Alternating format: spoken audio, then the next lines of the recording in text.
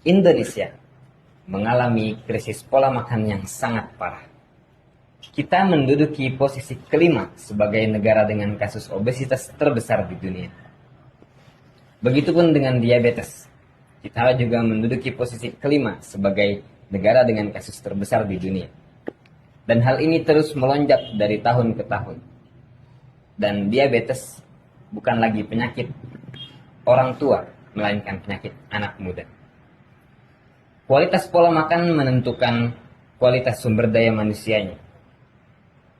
Lantas bagaimana dengan mahasiswa yang didambakan sebagai agent of change?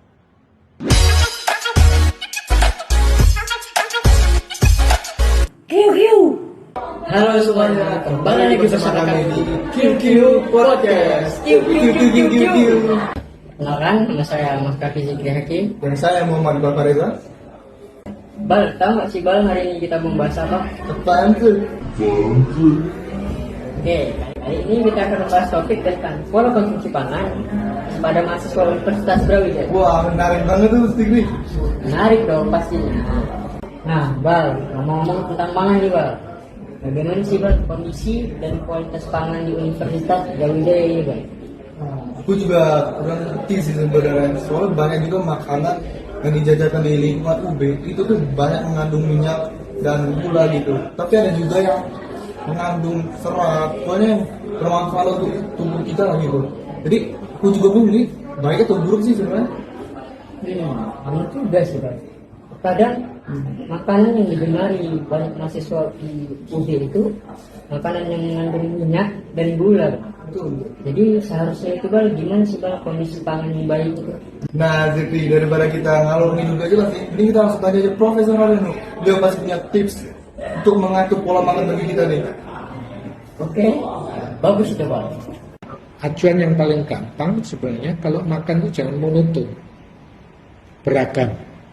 Jadi monoton itu maknanya salah satunya untuk memungkinkan mendapat asupan zat gizi yang kita butuhkan dari berbagai sumber. Karena nggak ada satupun makanan di dunia ini yang bisa memenuhi semua kebutuhan hidup termasuk di kalangan mahasiswa untuk jadi sehat. Rasa itu jawabannya. Oh, jadi begitu ya Pak. Konsumsi pangan yang baik itu harus beragam ya. Nah, ini kan kita sama-sama tahu ini konsumsi pangan yang bagus itu gimana. Ya iyalah, jelas. Dan kita tanya ke Adinya langsung daripada nanya lu kan.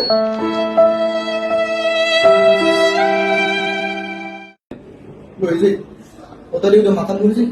Nah, coba ulangi lagi. Tadi udah makan belum? Hah? Apa? Gimana sih Bang? Ketahuan sih, gak pernah sarapan ya? Iya sih Bang, aku kalau pagi emang jarang makan sih. Menurutmu kenapa ya Bang? Ini sih kan, gaya hidup. Hah? Gaya hidup? Ibaratnya gini ya, kalau menurut pemikiran Profesor itu, Kenapa? Karena itu sebenarnya berawal dari gaya hidup. Jadi gaya hidup kita itu termasuk di Indonesia dengan semakin naiknya pendapatan, itu tidak terlepas dari kenaikan pendapatan. Kenaikan pendapatan masyarakat itu umumnya akan membuat mereka mengkonsumsi makanan yang lebih enak, ya, harganya mungkin lebih mahal, tapi belum tentu sehat. Itu persoalannya. Yang kedua, ada peralihan biasanya, peralihan gaya hidup. Dari yang semula nggak punya, kemudian ada kesempatan untuk bisa beli ini itu termasuk makanan. Nah, mereka kadang-kadang kurang terkendali.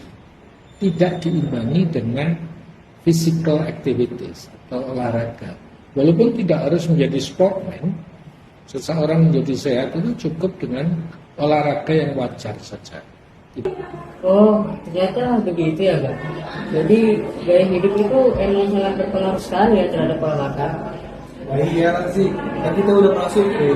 Ya, kebanyakan mahasiswa itu, mereka tuh tidak memperhatikan gaya hidup mereka, terutama dalam pola konsumsi makan. Mereka itu tidak memperhatikan apa aja yang masuk dalam diri mereka gitu, yang mereka konsumsi.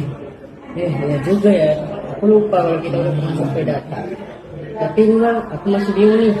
Gimana sih cara pola makan yang baik itu? sebenarnya kompleks ya situ. Pertama itu mulai dari diri kita sendiri, kemudian kampus dan pemerintah yang mengatur, serta kesadaran diri dari produsen. Benar nggak, Prof? Udah sih, capek aku pengen pulang lah. Ya udahlah, lagian pembahasan kita juga udah selesai nih bang. Udah, tutup aja kan, tutup. Salaman dulu dong. Iya.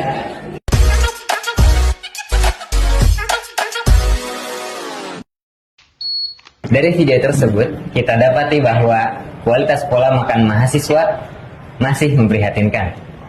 Ini tentunya akan menjadi ancaman bagi kualitas bangsa kita ke depannya. Kualitas pola makan bukanlah menjadi tanggung jawab siapapun untuk disalahkan. Kualitas pola makan adalah tanggung jawab individu masing-masing.